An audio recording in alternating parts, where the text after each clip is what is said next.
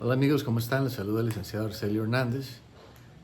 Bueno, la reacción ha sido bastante fuerte de parte de muchas personas, mucha emoción, mucho agradecimiento a Dios de que finalmente el gobierno derogó el decreto, digamos, y todas sus reformas. En estos momentos no hay decreto que obligue a nadie a vacunarse contra COVID-19 en Costa Rica. Todas las reformas, incluyendo la que hacía obligatorio esto para los niños de 12 años para abajo y de 12 a 17, eso fue derogado. Ahora bien, hay algunas preguntas, es lógico. Algunos me han preguntado qué pasa con los empleadores del sector privado que siguen obligando. Y bueno, pienso que la ley le da la facultad de hacer obligatoria una vacuna a la Comisión Nacional de Vacunación. Eh, Pienso que debería haber algunos parámetros, pero bueno, así está la ley. Y por eso, digamos, cuando la comisión decide que se va a hacer obligatoria una vacuna, después viene el Poder Ejecutivo y emite un decreto. El doctor Roberto Arroba Tijerino, en un informe a la Sala Constitucional, dijo que no es el acuerdo, sino la publicación del decreto que formalmente hace obligatoria una vacuna en Costa Rica. Y entonces pienso que no habría un fundamento, ahora sin un decreto que autorice a los empleadores privados a hacer obligatoria esta vacuna, que continúen obligando, aunque lo hayan incluido en un reglamento. Ahora ese reglamento carecería de validez porque no tendría un sustento normativo, como lo tuvo durante la vigencia de estos decretos que autorizaban a los patronos y que decía que era responsabilidad de los patronos esta obligatoriedad que era facultativo realmente. En el sector privado siempre fue facultativo. El problema fue más que todo en el sector público, especialmente porque el servicio civil estaba poniendo ese requisito. Y bueno, algunas personas que estaban impedidas de obtener un trabajo bajo este régimen del servicio civil, pues ahora van a volver a presentar sus documentos. Alguien me dijo que en la Cruz Roja va a volver a meter los papeles, por ejemplo, porque también los trabajadores de la salud de primera línea fueron especialmente afectados por esta obligatoriedad. Digamos que han sido los últimos en liberarse de esa obligatoriedad. Resta decir que las medidas cautelares que se nos dieron en los procesos contenciosos para los niños suspenden los efectos del decreto que hace obligatoria esa vacuna para los niños. Y el decreto, realmente no fue derogado en su totalidad, solo se derogó el artículo 2 de estos decretos. Y entonces, digo decretos porque hay un decreto, ¿verdad? Y luego hay reformas al decreto que también se hacen, esas reformas también se hacen mediante decretos, entonces son varios decretos, pero digamos el decreto y sus reformas, es el artículo 2 el que fue derogado, y el artículo 1 sigue vigente. Entonces digamos que no fue totalmente derogado el decreto, pero sigue en cuanto a la especificidad de las poblaciones que estaban obligadas a inocularse, y que era un problema para conseguir un trabajo, mantener un trabajo, para concursar en puestos, especialmente en el sector público. Pero algunos patronos del sector privado también hicieron obligatoria la vacuna en sus reglamentos internos, etc. Y se podría argumentar que ahora esos reglamentos no tienen un sustento legal. Digamos que no podrían estar por encima de la ley que le da la facultad a la comisión de cuándo hacer obligatoria una vacuna para ciertas poblaciones. Y el decreto que se publicó ayer, 17 de julio, pues se basa en un acuerdo de la Comisión Nacional de Vacunación. También esto, digamos, está bien, es una seguridad que nos da, ¿verdad? Esa derogatoria. Estoy seguro que hubo todo un trabajo político detrás de eso para convencer a los miembros de la comisión, que bueno, que todavía veo actas tan recientes como mayo, en donde se refleja que estos miembros de la comisión no entienden estas medidas cautelares, confunden obligatoriedad con facultad para usar una vacuna, y esa confusión es muy clara.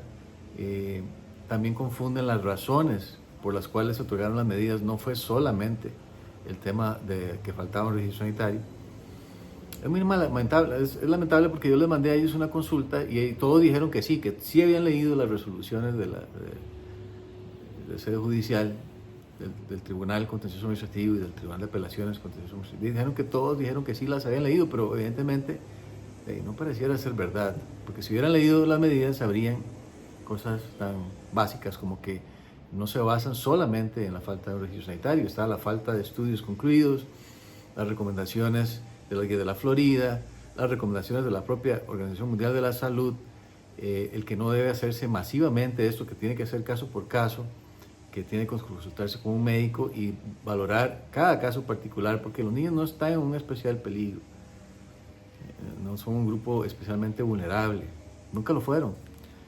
Y bueno, menos ahora que ya terminó la emergencia, el estado sanitario, todo esto. Entonces, digamos, me parece muy lamentable que los miembros de esa comisión, con la responsabilidad y el poder que tienen, no se molesten en leer esas medidas cautelares. Y yo lo sé porque se refleja en lo que ellos dicen ahí. Si ellos hubieran leído las medidas, jamás dirían las cosas que dicen ahí. Confunden obligatoriedad con la facultad de autorizar y de usar un medicamento. Y confunden las razones por las cuales se otorgaron las medidas cautelares a favor de los niños, que son medidas de protección para nuestros niños. Pero bueno, yo sigo estando agradecido con Dios, con el gobierno, aunque lo he criticado duramente, pues yo no soy mezquino, tengo que reconocer que seguramente esto llevó bastante trabajo desde el aspecto político, convencer a estos miembros que, como les digo, a veces ni siquiera muestran la idoneidad para estar ahí, pero bueno, tiene que haber sido un trabajo bastante arduo convencerlos a ellos, convencerlos de que ya no era necesario esos decretos de obligatoriedad, ya estaba bien derogar todo esto para también allanar el camino y que no estorbara para que las personas pudieran participar en puestos bajo el régimen del servicio civil. Entonces es algo bueno, estamos agradecidos, le damos gracias a Dios, le damos gracias al gobierno por haber cumplido esta palabra. Yo sé que desde el principio a mí me llamaba la anterior ministra, Jocelyn Chacón, y me decía que estaban trabajando, pero que la comisión era muy difícil. Y es cierto, hay gente muy jupona en esa comisión, hay que decirlo así, son muy testarudos, no entienden, no saben de bioética, no leen, no quieren leer las resoluciones, dicen que sí las leen, es lo peor, o sea, como que son mentirosillos. Entonces debe haber sido un trabajo bastante arduo, porque yo recuerdo cuando a La Nación se le tiró encima a Rodrigo Chávez, que había anunciado que iba a derogar los decretos de obligatoriedad, y le dijeron que eso era un delito si lo hacía sin autorización de la Comisión Nacional de Vacunación. Entonces yo reconozco que tiene que haber sido un trabajo arduo hacerlo de esta manera. En algún momento emití el criterio de que no era necesario porque había unas medidas cautelares que daban suficientes razones para derogar esos decretos. Pero también tengo que entiendo tal vez el temor que tenía el presidente de hacerlo sin esa aprobación de la Comisión Nacional de Vacunación, y bueno, seguramente sus asesores le decían que era necesario, y lo importante es que se logró. 17 de julio de 2024, pienso yo que es histórico porque se logró esta derogatoria de esos decretos de obligatoriedad por fin, y gracias a Dios durante todo este tiempo, desde que se emitieron esos decretos en 2021, todo este tiempo, desde que nos dieron las medidas en el 2022, los padres hemos estado relativamente más tranquilos porque se suspendió la obligatoriedad, que no el uso, pero la obligatoriedad. Ojalá los miembros de la Comisión Nacional de Vacunación pudieran escuchar este video y más que eso pudieran leer las medidas cautelares. Sería algo muy bueno para nuestro país, porque ellos tienen una gran responsabilidad sobre sus hombros y a veces parece que no se la toman en serio porque no leen. Ustedes deberían leer las resoluciones, las resoluciones de la sede de lo contencioso administrativo antes de ponerse a opinar. Sus asesores tampoco leen, por cierto, porque yo leo las actas y no veo que los asesores jurídicos digan, no, es que no se prohibió el uso, lo que se está suspendiendo es la obligatoriedad con esas medidas cautelares. Y no lo hacen, o sea que tampoco se toman la molestia de leer ni siquiera. Es muy lamentable, estos colegas deberían leer, es una irresponsabilidad realmente que no lean y que se atrevan a asesorar mal a estas personas que tienen tanta responsabilidad y tanto poder que les da la ley también. Pero bueno, los padres, siempre lo voy a decir, somos la primera línea de defensa de los niños y hemos estado ahí. Dios nos ha respaldado, hemos orado a Dios, hemos pedido a Dios su ayuda y Dios ha estado ahí para ayudarnos contra toda esta arbitrariedad, toda esta ignorancia, esta falta de interés por los niños y quién sabe si otros intereses que no son nada nobles, pero Dios nos ha protegido contra todo eso, eso es lo importante.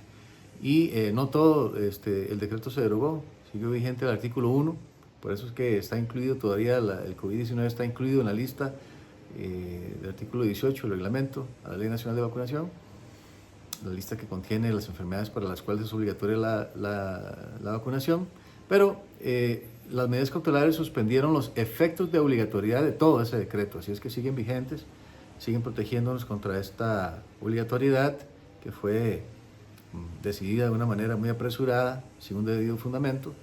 Entonces, vamos a seguir peleando en la sede de lo contencioso administrativo. Tenemos una audiencia preliminar en el caso de los niños menores de 12 años el 28 de agosto. Ahí vamos a estar para delimitar bien el objeto del proceso, ahora que ha habido este nuevo evento, ¿verdad? Que se derogó una parte de los decretos, el artículo 2. Entonces, ahora esa parte ya hay una satisfacción extraprocesal, digamos, en cuanto a eso. Pero las pretensiones no eran solamente contra el artículo 2, sino también contra el artículo 1, que es el que, en virtud del cual se agregó COVID-19 como un número 15 en el artículo 18 del reglamento a la Ley Nacional de Vacunación. Y sabemos que, por ejemplo, en la administración pasada, el solo hecho de estar ahí en esa lista del esquema público básico universal de Costa Rica, pues el gobierno pretendía que solo eso ya la hacía obligatoria. Esto es contradictorio con lo que el doctor Arroba Tijerino le dijo a la sala, ¿verdad? Que era el decreto el que hacía obligatoria la vacuna, porque es cierto, el Poder Ejecutivo es el que tiene la potestad normativa. Entonces, se basa en una decisión de la Comisión, pero el decreto siempre es necesario. Y bueno, todo esto nos sirve también de experiencia porque no será seguramente la última vez que se pretenda de manera prematura, irresponsable y contrario a la técnica y la ciencia hacer obligatoria una vacuna sin considerar la prudencia, sin las consideraciones que tuvo el Tribunal de Apelaciones de lo contencioso, que dijo que los niños son el futuro de nuestro país, son una población vulnerable, no podemos a todos así en masa arriesgarlos con un medicamento con un potencial riesgo a la salud. Y en el caso de esta vacuna COVID-19 era muy claro, o sea, el mismo comité asesor de la FDA decía que hacían falta 5 años de estudios para ver los problemas, los efectos graves de miocarditis y pericarditis en los niños. Y luego de resultados se ha comprobado que esta tecnología ARN mensajero conlleva ciertos riesgos. Y ustedes vieron que AstraZeneca retiró su vacuna del mercado después de reconocer en sede judicial, como 2 semanas después de reconocer en sede judicial que hay efectos graves, como la trombosis. Entonces, nosotros lo hemos visto, la afectación de primera mano que puede tener. Entonces, no se podía actuar de manera tan imprudente, ¿verdad? Sin esperar un debido tiempo y hacer esto obligatorio para todos los niños. Eso no estuvo bien. Es cierto que hay excepciones por contraindicación médica, pero hasta eso, algunos que son más papistas que el Papa, como dicen, cuestionan el criterio médico y se ponen ahí a decir que no, que tiene que hacerse estas pruebas, que vaya aquí, que vaya allá, ¿no? O sea, les hacen difícil el resguardar su vida y su salud cuando es la propia ley, artículo 150 de la Ley General de Salud, que contiene esas excepciones. No pueden ustedes obligar a alguien que estaría arriesgando su vida, su salud, a inocularse de esa manera. La obligatoriedad no es absoluta, pero bueno, ni siquiera eso querían respetar algunos. Gracias a Dios, insisto, es un gran alivio que ya no existan esos decretos de obligatoriedad en cuanto al artículo 2 que señalaba poblaciones específicas que estaban obligadas a inocularse.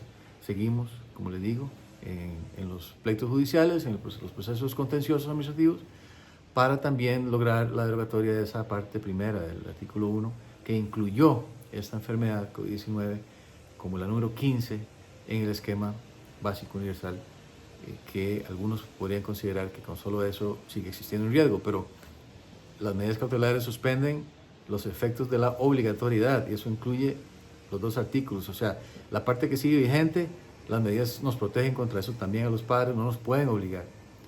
Es lamentable, y no lo puedo dejar de decir, la ignorancia que tienen los miembros de la comisión, no saben, no entienden nada, están perdidos totalmente, pero eso es, por eso digo que fue todo un logro político que ahora en junio decidieran aprobar, que se derogaran los decretos, porque la línea venía en un sentido muy contrario.